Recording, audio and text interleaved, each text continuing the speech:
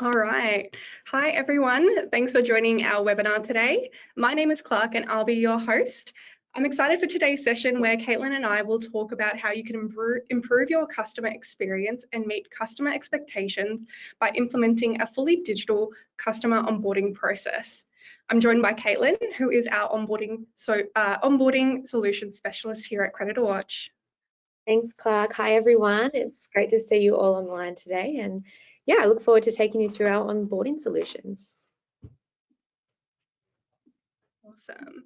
Before we start, we have a few housekeeping points to cover. We would love to answer your questions throughout the webinar, so please submit them in the question or comment box in your go-to side panel, and we'll try our best to address or answer them during the webinar.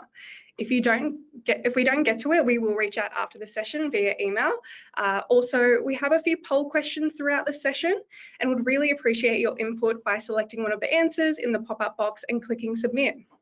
Lastly, we will make copies of today's presentation available, so keep an eye out in your inbox.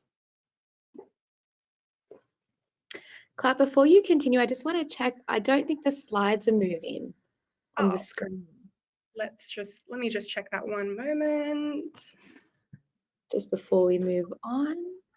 Thanks for letting me know.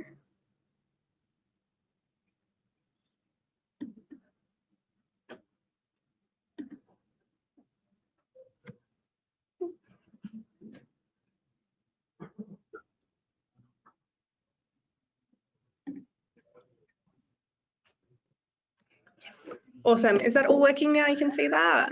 Yeah, that looks better. There we go. Perfect. So jumping straight back in, for those who are not familiar with Creditor Watch, we are a leading commercial credit reporting bureau and technology company specializing in commercial credit risk solution. We take enormous pride in taking care of our customers and enabling them with the best tools and solutions to simply get on with business and trade confidently. Now let's get started. Caitlin, can you let us know a bit about what you do at Creditor Watch and also share some insight on what's happening in the market? Yeah, sure. Thanks, Clark. So my role at Creditor Watch is predominantly working with our customers with a specific focus on their onboarding and streamlining their processes. It really is the first kind of part in that end-to-end credit risk management process.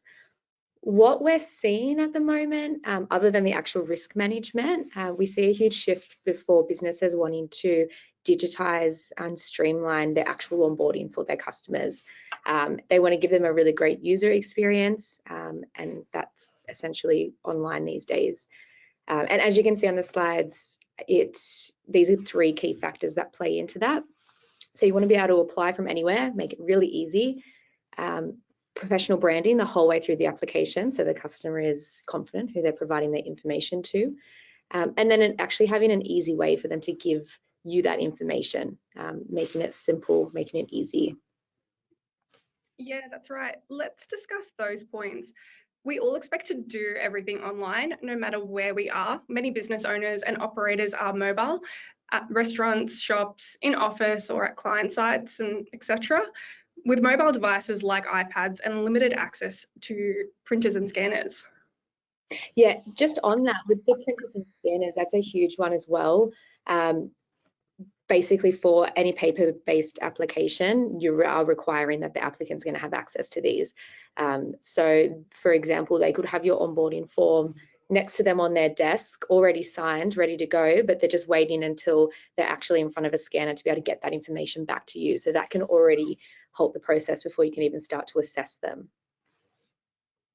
Yeah, and just like with paper-based applications or onboarding forms, customers expect a professional looking form with your logo on it. They want to know who you're doing business with. Being able to provide information easily and accurately makes it quicker to complete forms. For example, instead of making your customers type everything into a free text field or even worse, handwritten on paper forms, use smart form fields and appropriate data fields like tick boxes, drop-down lists, and autofill fields for addresses or ABNs can make this process much smoother and easier. Yeah, exactly. And nobody wants to spend half the day going back and forth with their applicants, nor do they have the time to just try to decipher their handwriting or, you know, just because they've missed out parts of the application or they haven't signed in the right spot. Yeah, so it is an cumbersome process. Awesome. We'll now just put up our first poll. So let us know, what do you think is the most important for your new customers when filling out an onboarding form? As mentioned, we'd really appreciate your input by selecting one of the answers in the pop-up box and clicking submit. We'll just give you a bit of time now to do so before moving on.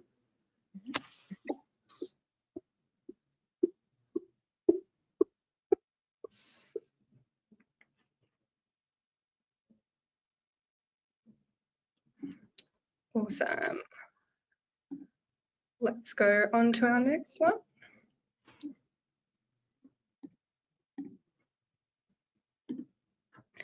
All right, let's talk about how we can make it easier for customers to do business with you. Caitlin, can you talk us through this a bit? Yeah, sure. So firstly, one of the key things is having a mobile accessible form. Now, a lot of online forms may not actually be optimized for mobile. So you might be able to apply through a browser on your phone on the screen, but it's actually designed for a computer. So your customers might not actually have a really good user experience if they're having to, you know, try to zoom in and fill it all out for something that isn't actually designed for a mobile or tablet. So actually having a form that is optimized for that is really important. Essentially, you want to make sure that your customers can get that information back to you as quickly as possible and as easy as possible, so then you can actually start trading with them quicker. Before they forget, before they get too busy with something else, other things come up, you don't want to be forgotten about. You want them to be able to do it all in one hit, so they can provide you that information. Automatically populating that data, so having a smart form that can actually fill those fields for you. It'll minimize data entry from the applicant's side of things, but it also means that when you're getting that information back, you know it's correct. So it makes it quick for them. As you mentioned, in those forms, you can have different types of form fields. So examples would be those tick boxes, radio buttons. If you were to have a drop-down box, for example, you can list what selections you want them to choose from. So you have a bit more control over the answers that they're selecting rather than just free text fields. And something that's actually not directly related to automatically populating the data, but it is important, is making fields mandatory and non-mandatory. So obviously a paper form, you don't have control over that, but in a digital form you do, and you can make all of that crucial information mandatory. So you have everything up front that you need, and then the nice to haves can be optional. So you're not actually stopping the applicant being able to progress through the form because they don't know the answer to something. Another one here is the electronic signatures. So that's a huge one, being able to sign everything online, not having to need that printer or scanner like we were mentioning earlier. So for example, a lot of businesses now have a hybrid setup. So some of their staff are in the office some days, other days they're working from home. So it is possible that someone could be working from home with their laptop. They may not have access to a printer or scanner. So that's already a couple of days delay before they can even print out the application to get it back to you, which, you know, you could have it processed within that couple of days if everything was digital. So these things, I guess, ticking off these boxes, it really simplifies the process and it stops them from putting you in that too hard basket, minimizing that friction, because if it is an cumbersome process for them, you do risk them going elsewhere. They want their supplies very quickly. So if it's not quick and easy for them to get an account with you, you may risk them going somewhere else. So it really is about simplifying the process for them without compromising their due diligence. For example, sign T's and C's. Yeah, exactly. You want to simplify the information that they're giving you, that make it easier for them to get that information to you, but you want to still make sure you're compliant with ticking off those boxes around the T's and C's, making sure you're doing the right checks. And it's also about that digital, that custom experience. So making sure that your logo is on every page, it's all branded to you so they know who they're giving their information to, they're confident and secure with that. And then it's that security and privacy side of things as well. So having a digital form, you can keep your customers' data private and secure, certainly more secure than what the paper-based applications are. Awesome. So in an ideal scenario, what is an ideal process look like? Yeah, so the keyword there is process. So it is a process. It's not just a form that the customer's completing. It's that whole process from once they start the application to when you're actually approving or rejecting them, when you're actually finalising it.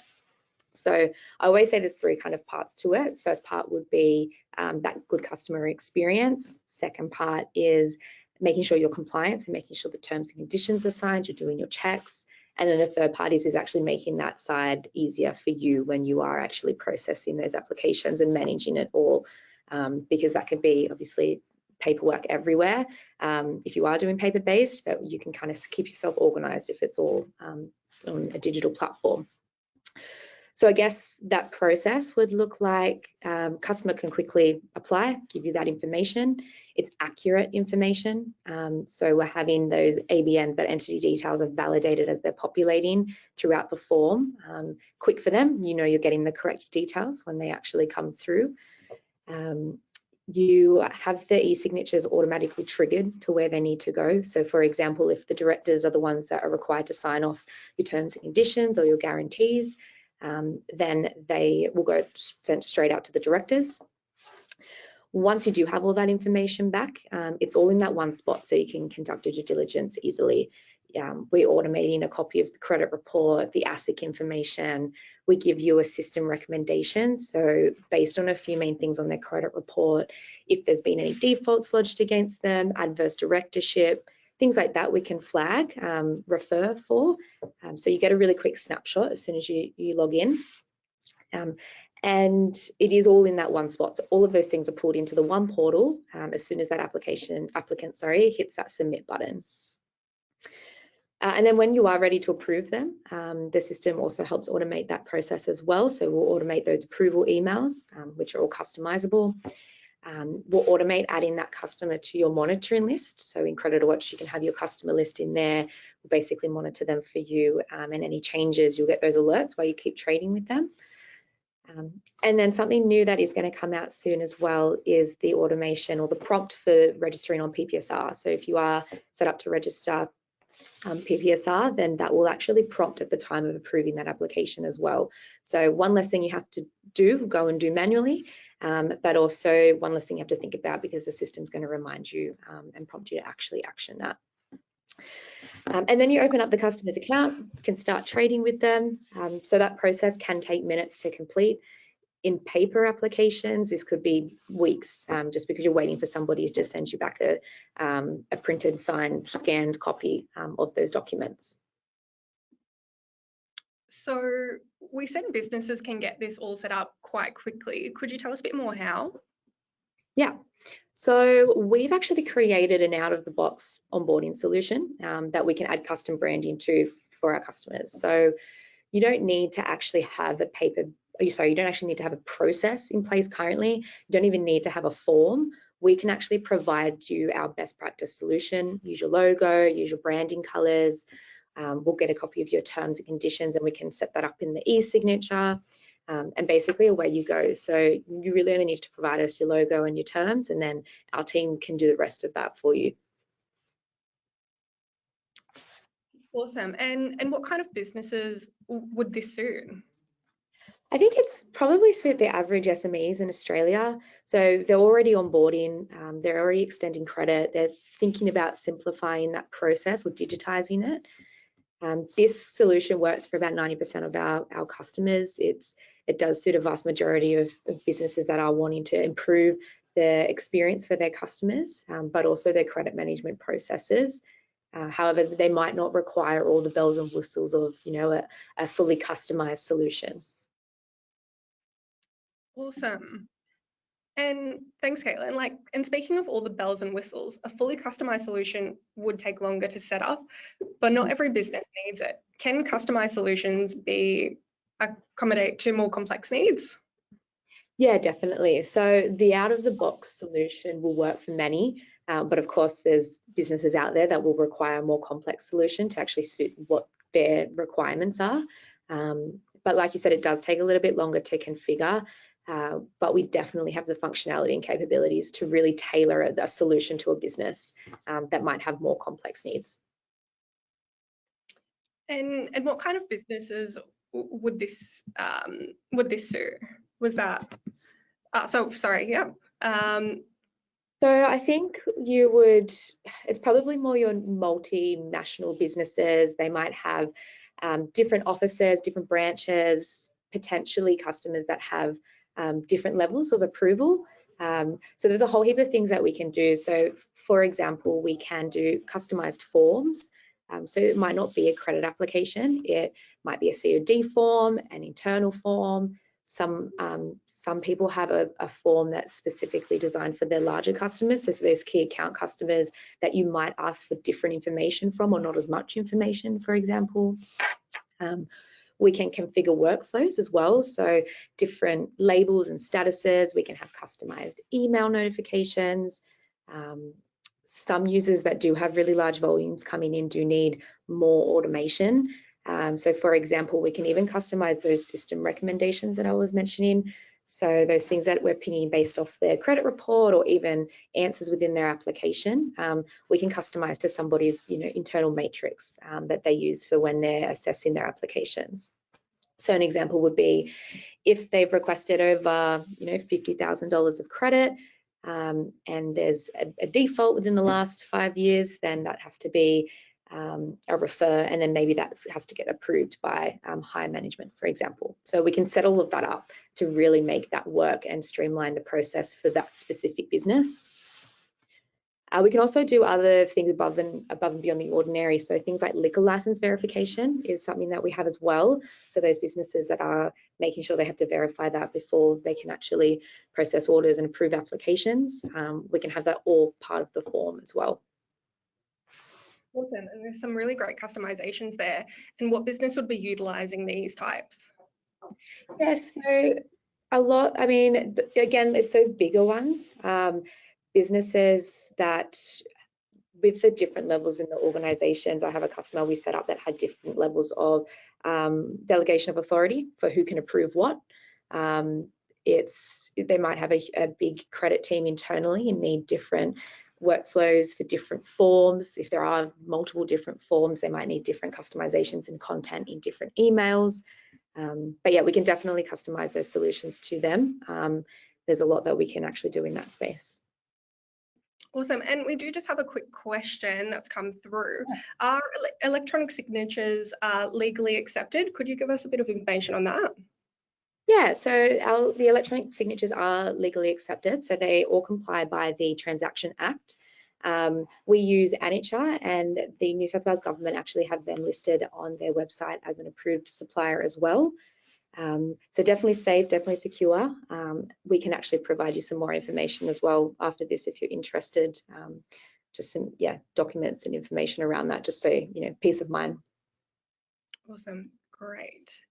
No, that's really great. And let's just do a quick recap of what we've discussed and the advantages of using a paperless process. Could we just recap, Caitlin? Yeah, sure. So to kind of sum up what we've just gone through, you want to go paperless, you want to remove that friction with customers. You want to reduce drop-off rates so you can actually onboard more customers and do it quickly. You want to make sure you don't forget to do your due diligence checks and assessments that is normally required. It can be easy to forget. Obviously, usually a credit team has a lot of pressure from different departments of the business. They want to get orders out, they're ready to go, and you want to make sure you have the time and the systems in place to be able to do those checks and assessments, and you're not rushing through them because you've spent a week trying to just chase up your signed documents because someone hasn't had a scanner, for example. A key one as well would be to stay organized. So with the digital inbox, you've got workflows, you can keep records, you can see where everything's at with different statuses. It's all compliant and secure. You've got the terms and conditions in there signed, everything's saved in the portal. Essentially, you can just, you've got time now, you can do more business. It's about being professional. So customers do have that expectation now that they will work with people in a digital environment. And if it is too hard for them to apply, then like we mentioned earlier, you do risk them going elsewhere because they want things quickly as well. Awesome, thanks. We do have another question that has come through, which I think is quite interesting. The question is on trust. Could you tell us a bit about how we can help customers onboard a trust? Yeah, so our digital form will actually pick up if the entity that they're applying for is a trust. So that will pick it up straight away. And then with, like I mentioned before, with those fields that you can make mandatory and non-mandatory, we then have a pop-up box that basically will ask them to enter in the trustee details. So you want to make sure that you're dealing with the trustee, whether that's a corporate trustee or an individual trustee. The system has the smarts to recognize that the applying entity is a trust, and then we'll request those details as you go through. So you can make sure that you're collecting all of that information. Awesome. No, thank you for that. I think we do have another question as just following that though, sorry. Where does the information go once forms are completed? So once they're completed, they'll all be within the portal. You'll get notifications, and again, all of those notifications will be set up to how you need it, who they need to go to. Once you do assess everything, you've done all the checks and you're ready to approve them. When you do that in the system, what will happen is that application will get filed into the system. You just have basically a filter there that you can filter to have a look at all of your approved applications. It's all stored in there. You can download a copy of everything if you like, save it to your own files. But then some of our customers will use the system as their online filing cabinet, and everything can be stored in there. You still have access to all the same information. So for example, if you were to go back, say in a year's time, you want to go back and look at someone that you approved, you can go in, see all that information, see that credit report that was actually generated at the time they submitted. So you know what was going on at the time you actually submitted that application. You might go into the notes section and have a look at the notes of the person that approved it at that time, or any other files that were attached to that. So all of that stuff will be saved in the portal, and you can go back and look at it at any time. No, awesome. Thank you for going into that, Caitlin. And another question here that has come through, how long does the process take from start to finish, would you say?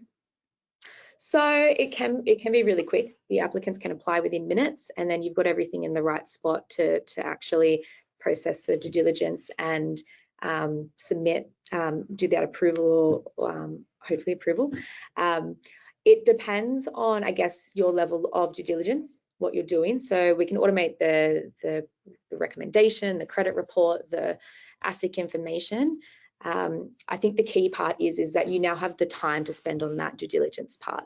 So you can spend as much time as you like doing the important checks, rather than spending days or weeks on admin things, chasing things up, calling people to sign the right documents, or because the scanner has pulled through the document and it's unreadable. So it can be done within minutes, but that is up to you and how you'd like to conduct your due diligence. It's not relying on the admin tasks of the customer getting that information to you. Awesome, thank you. And on another note, are the integrations to set up new customers automatically?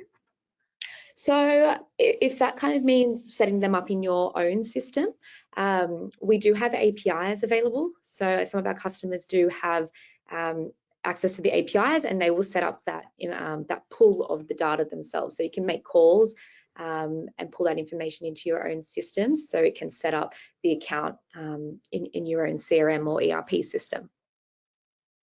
Awesome, thank you for that. There are some really great questions that have come through, and we will try to get through a few more later on. But just moving on, this all ties into our end-to-end credit risk management. Isn't that right, Caitlin? Yeah, so that's exactly right. So what we mentioned earlier, we did mention the end-to-end credit risk management solution, and we've covered off onboarding today. As you can see, onboarding is that first part of the complete risk management process, and it is the first chance that you actually get to engage with that customer and give them that really good impression whilst you're still managing your risk. So that's onboarding, and then after a successful onboarding, you'd move into the monitoring piece, which, as I mentioned, is all automated. They add onto your list automatically once you've approved them, and that way you can keep your eyes on them basically while you continue to work with them. And that's right. It is really important to know that due diligence isn't just a one-off procedure at the start. Once on board, you can keep tabs on your customers by monitoring them. This will allow you to receive alerts on any changes that do occur, if that's cross directorships, new ASIC or ABR data, and so forth. Keeping an eye on any early warning signs so you can take action and protect your business from risky entities and bad debtors. If customers do go bad and stop paying, we can help you automate your collections and escalate overdues. So with all this combined, it enables you with the best tools and solutions to simply get on with business and trade confidently. We will have another poll coming up. And if you would like some more information on what we've talked about today, do let us know in the poll. And again, select one of the answers in the pop-up box and click submit. And I'll just give you some time to do that, and I'll have a read through any other questions that have come into us. Let me see. We'll give you some time. All right. We've got one here, Caitlin, which I hope was making mention on a point you were talking about earlier. And it's like, how do you register on PPSR once you take on new customers? So what we have a separate product called PPSR Logic that our team can get you set up with. You have to have the clauses in your terms and conditions, but we have a specialist in that area that can help you with that. Essentially, once you have that part set up, then we can add that plug into the Apply Easy portal, your onboarding application kind of process. And then when you are actually approving those applications, a prompt is going to pop up for you. It's a couple of clicks of the button, and then it's going to register for you. So the team will set up all the templates and everything in the back end and make sure it's ready to go. And then as you're approving those applications, it's, you know, within seconds that will be registered. Perfect. And we've got another one coming through, and it's on trade references. Can you make this process easier as well, they're asking? So trade references is a funny one. A lot of the, I guess the feedback that we get from our customers that we're hearing at the moment, and probably for the last few years, is that people are moving away from trade references. There's for a few reasons. Having their applicant to actually provide them is one thing. A lot of the time they'll just provide you with the references that they pay well. It's like a job reference. They're going to put down somebody that they had a good relationship with. So you're not actually getting a full picture.